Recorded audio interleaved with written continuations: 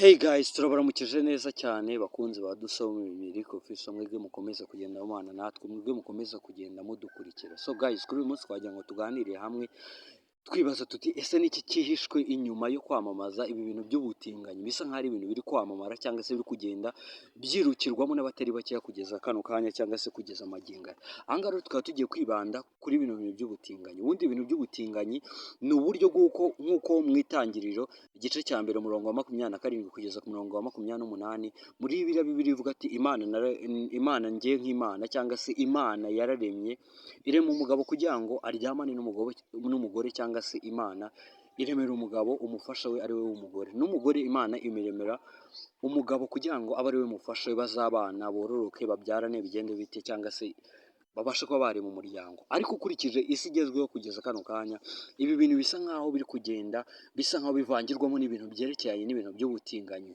Ntabwo ari ibintu twavuga ngo bije kugeza kano kanya, ariko ibi bintu ni ibintu biri kwamamara mu buryo budasanzwe. Ibi ngibi rero bikaba kugeza kano kanya bizwi ku izina rya LGBTQ. Ibi ngibi rero bikaba bizwi ku izina ry'abaresebiye cyangwa se iyo R ikaba isobanuye abaresebiye cyangwa se abaryamana ari abahuje igitsina kimwe ku rwego rw'abakobwa cyangwa se ku ruhande rw'abakobwa cyangwa se ab'igitsina gore, ndetse hakaza n'iyi G isobanuye abageyi cyangwa se abagabo cyangwa se abahungu baryamana na bagenzi babo. Iyi B nayo igasobanura bisexual cyangwa se abaryamana, ugasanga nk'umugabo ashobora kuba aryamana n'abagore ariko akaba atingana n'abandi bagabo ku ruhande, cyangwa se umukobwa cyangwa umugore akaba atingana n'abakobwa bagenzi be ariko akaba anaryamana n'abagabo ku ruhande. Ugasanga wenda ku ruhande ushobora kuba utingana n'abandi bantu ariko ukajya ku wundi muntu wundi mu busanyijeho igitsina. Uzasanga ari nk'abagabo usanga ugasanga umugabo yarabyaye cyangwa se umugabo n'umutinganyi ariko yabyaye ku ruhande, uwo ngabo ari bisexual cyangwa se aba ubarizwa mu cyiciro cya bisexual. Noneho hakaza iyi T nayo isobanura icyo bita transgender. Transgender ni kwa kundi umuntu avuka wenda ugasanga ari umukobwa, noneho yavuka ugasanga ari umukobwa mu nyuma akaba yakihinduza ugasanga yabaye wenda nk'igitsina gabo, cyangwa se ugasanga nta mabere yagiraga wenda mbere ari umuhungu ariko akajya yakihindura umukobwa. Ugasanga uwo muntu atandukanye n'imiterere y'uko Imana yamuremye cyangwa se y'uko yavutse ameze. Noneho uwo nguwo hagakurikirwaho n'iyo Q. Iyo Q rero ikurikirwa n'abantu bita queer cyangwa se abangaba usanga baba ari nk'aba bantu baba batazi ikintu cy'igice cyabo baherereyemo muri aba bantu babarizwa muri iyo LGBTQ. Aba rero ugasanga nabo baba babarizwa muri icyo cyiciro ariko ugasanga ntago bakibaza amakuru cyangwa se batarabasha kuba bamenya amakuru y'icyo bari cyo muri abo twavuze aho ruguru. Abo ngabo rero niho wageraho bakaba ku cyiciro yabo haba hariho akantu kameze nk'ako gukweshoninga cyangwa se ak'ikibazo cy'umuntu uba utaramenya aho aherereye cyangwa se uba ugishakisha amakuru kuri abo bazi ibyerekeye n'ubutinganyi cyangwa se kuri abo basanzwe babikora, ngo babashe kuba bamurangira bamusobanurire neza ibyerekeranye n'imiterere cyangwa se we n'ibyo abarizwamo muri ibyo byiciro byabo. Ubundi turebye amoko cyangwa se amavuko y'ubutinganyi cyangwa se aba bazwi ku izina ry'abahomosexuality, ubutinganyi ubundi bwashinzwe cyangwa se bwabayeho mbere y'imyaka 2400 imbere y'ivuka rya Yesu. Aha rero hakaba ari abatinganyi ba mbere babiri babayeho mu mateka y'isi cyangwa se babiri babanjirije abandi bose ku isi, akaba ari uzwi ku izina rya Kenumohotepu n'undi uzi ku izina rya Niyankihenumu. Aba rero bakaba barakomokaga mu gihugu cya Misiri, ndetse aba ngaba bakaba bari abagabo bari bubatse, bari bafite ingo uko ari babiri cyangwa se bari bafite abagore ndetse n'abana. Aba bagabo rero bombi bakaba baragiraga nk'ibikorwa by'uko ngo bakundaga gusomana cyangwa se bagakunda no kuryamana. Aba ngaba bakaba barahambwe bakaza no kuza guhamba mu mva imwe cyangwa se barashyinguwe mu isanduku imwe.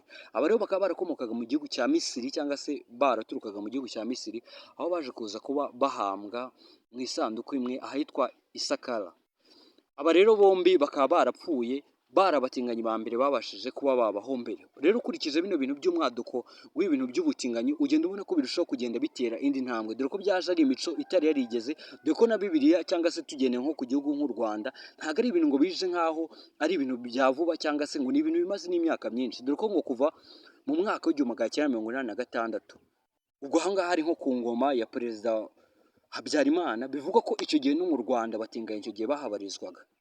Ndetse n'ibyerekana ko ibi bintu kuba biri kuza cyangwa se kuba no mu Rwanda kugeza amagingo biharangwa ntabwo ari ibintu bije aka kanya cyangwa se ntabwo ari ibintu by'umwaduko bije aka kanya. Ibi rero bikagenda nanone n'ikintu cy'uko nko kuri raporo dukesha ikinyamakuru cyangwa se ikinyamakuru kizwi ku izina rya Wikipedia cyangwa se Wikipedia cyaje kuza kuba gitangaza ko mu mwaka w'2023 mu kwezi kwa 11 mu gihugu cy'u Rwanda icyo gihe habarirwaga abatinganyi bagera ku bihumbi 35 by'abakoraga ibyo bikorwa by'ubutinganyi mu Rwanda. Abo ngabo rero bakoraga ibyo bikorwa by'ubutinganyi ngo ndetse bakaba bari bibasiwe na bimwe cyangwa se nk'uburwayi bwa sida, cyangwa se bari bafite ikibazo cy'agakoko gatera sida, cyangwa se bari bafite ubu bwandu bwa sida. Ibi rero bigenda byerekana uburyo ukuntu bino bintu bigenda birushaho gufata indi ntera mu Rwanda, cyangwa se niba iyo raporo yo muri 2023 mu kwezi kwa 11 tukaba turi muri 2024 mu kwezi kwa 9, ubwo murumva umwiyongero wabyo cyangwa se uburyo byagiye byiyongera mu bihe bigiye bitandukanye muri aya mezi ashize, cyangwa se hafi umwaka ugiye kurengaho. Hari niho hantu tubonera ko nko mu Rwanda ngo hari imbuga nkoranyambaga ngo abantu bamwe na bamwe muri abantu b'abatingayi cyangwa se abashaka abakorana nabo ibikorwa by'ubutinganyi cyangwa se ibikorwa by'ubuhomosexuality by'ubutinganyi babasha kuba basangaho bagenzi babo. Hari nk'urubuga ruzwi ku izina rya Mingo2, hari uzwi ku izina rya Onlyfans, hari n'uzwi ku izina rya Mamba, hari n'uzwi ku izina rya Rwanda Dating Net, ndetse n'uzwi ku izina rya Bado. Izo zikaba ari imbuga sizo zonyine, izo ni zimwe mu zo twari twabasha kugira ngo tubacire ku mayange muri zimwe mu zikora ibikorwa nk'ibi by'ubutinganyi. Ndetse hakaba hari ngo na tumwe mu tubare cyangwa se ahantu hamwe mu hasohokerwa haba ari utubari cyangwa se utubare abo bantu b'abatinganyi bafite bakunda gusohokeramo mu Rwanda. Dore ko ngo hari nk'iyo bita Pira Bar and Night Club, iyi ngiyi iri mu mujyi wa Kigali. Hari n'indi bita Seductive Bar and Lounge Limited, hari n'indi izwi ku izina rya The Green Lounge Bar and Restaurant, hari n'izwi ku izina rya 514 Club cyangwa se 514 Club, hari n'indi izwi ku izina rya Kumusave Bar, hari n'indi izwi ku izina rya Two Shots Club, hari n'izwi ku izina rya Roast Club, ndetse n'indi twe twabateguriye izwi ku izina rya Club, izo izwi ku izina rya Deep Club. Izi zikaba ari muri zimwe mu tubyiniro cyangwa se zimwe mu tubari dukunda gusohokerwamo n'abantu batari bakeya barangwa n'ibi bikorwa by'ubutinganyi. Ndetse ibi bikorwa by'ubutinganyi kugeza kano kanya igihugu cy'u Rwanda ntabwo twavuga ngo kiri mu bihugu bikumira bano bantu, dore ko mu mwaka w'ibihumbi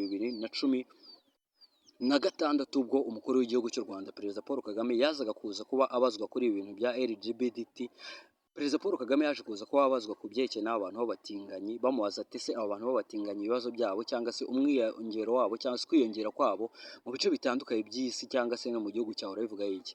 Perezida Kagame yaravuze ati ibyo ngibyo ntabwo tubifata nk'ikibazo kandi nta nubwo twifuza kubifata nk'ikibazo. Ati rero abo bantu mu gihe cy'uko bashobora kuba batabangamye cyangwa se batagira aho babangamira muri bagenzi babo mu Banyarwanda, ati twe ntabwo tubibona nk'ikibazo kandi nta nubwo dukwiye kuba twabifata nk'ikibazo, kuko nta kintu cyaba kibangamiyemo Abanyarwanda mu gihe cy'uko abo bantu baba babanye neza n'Abanyarwanda cyangwa se ibyo bakora bitabasha kuba byagira icyo byangiza ku buzima ndetse n'imibereho y'Abanyarwanda. Ndetse aba bantu b'abatinganyi cyangwa se iyo LGBTQ ikaba ibarizwa mu ibendera ryayo cyangwa se flag yabo ibaranga cyangwa se symbol yabo ibaranga, ikaba iri mu ibara ry'umukororombya cyangwa se rizwi ku izina rya rainbow. Dore ko rero no mu Rwanda nko mu mwaka w'ibihumbi 2023 hazamuwe amabendera ashyigikira abantu bahuje ibitsina ndetse n'abihinduza ibitsina. Iyi ngiyi rero ikaba ari ya LGBTIQ+. Ibi byakozwe na za ambasade zirimo nk'iz'ibihugu by'Ububiligi, Ubwongereza, Sweden ndetse n'Ubuholandi. Ibyo bikaba byarakozwe ku itariki ya 17 Gicurasi umwaka w'ibihumbi 2023.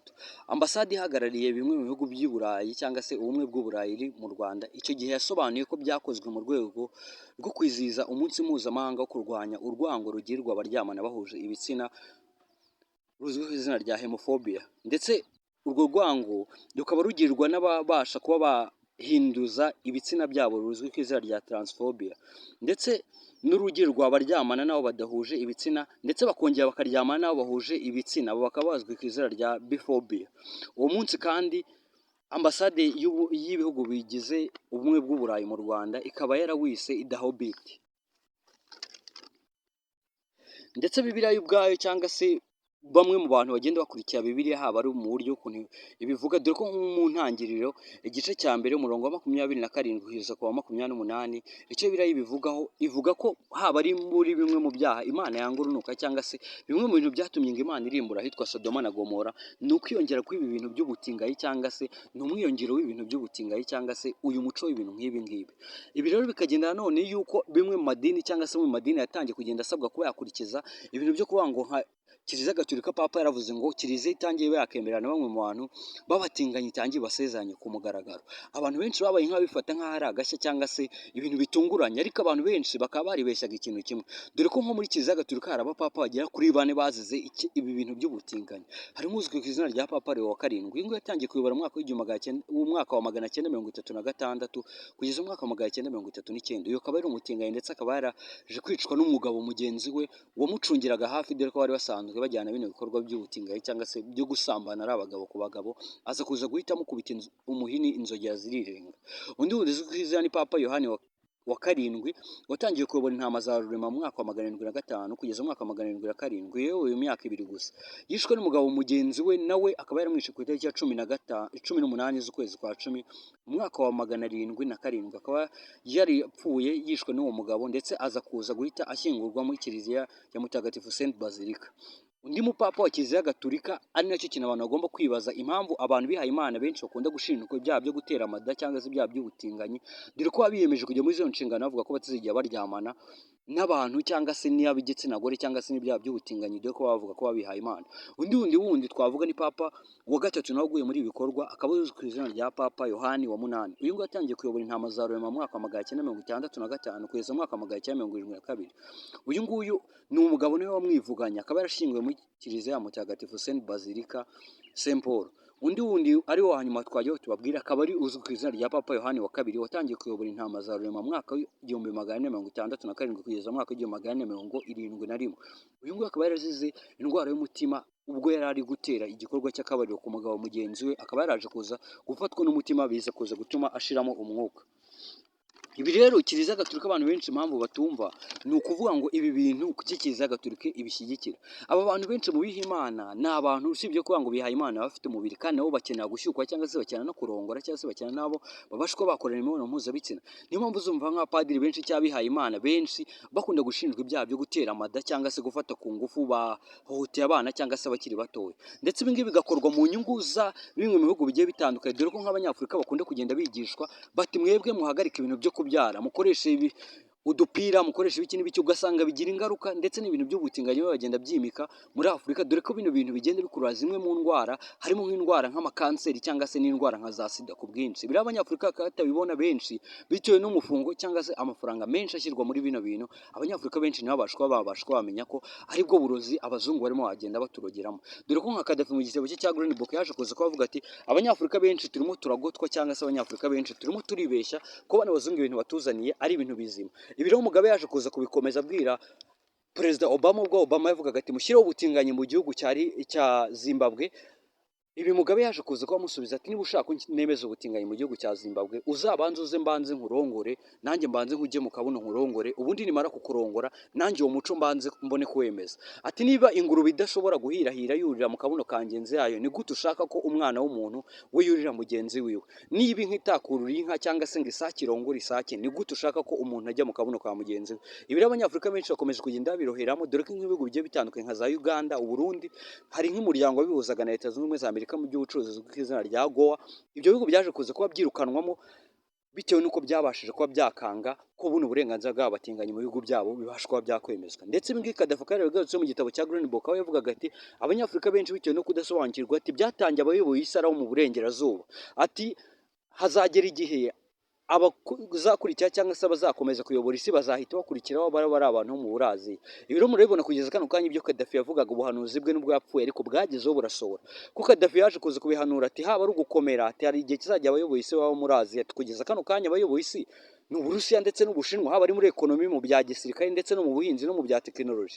Abanyamerika usibye kwikina na tekinoloji biyamamazamo batagira ingero zirahari kandi zirafatika. Ibyo rero Kadafi aravuga ati abo muri Aziya nibo bazakurikiraho muri Afurika, ariko bo urabona nk'ubu baza kwigisha Abanyafurika ati mwe muhagarike kubyara, ariko bageraho bakavuga ati mubyare cyane, ko bazi ko ubutunzi bwa mbere bw'igihugu ari abaturage, kuba waruta n'imari yo kuvuga ngo ufite ubutunzi bwa diyama na zahabu mu butaka, kuko abaturage nibo mbaraga z'igihugu za mbere, kuko ayo mabuye y'agaciro ahindurwa n'abaturage ndetse n'iyo nganda. Kandi ibitekerezo byinshi by'abaturage, igihugu gifite abaturage benshi batekereza byinshi bagakora cyane, igihugu kigatera imbere. Ibi rero biri muri zimwe mu mpamvu Abanyafurika benshi turi gutegwa mu bintu by'ubutinganyi, benshi akabiyoberamo batabizi.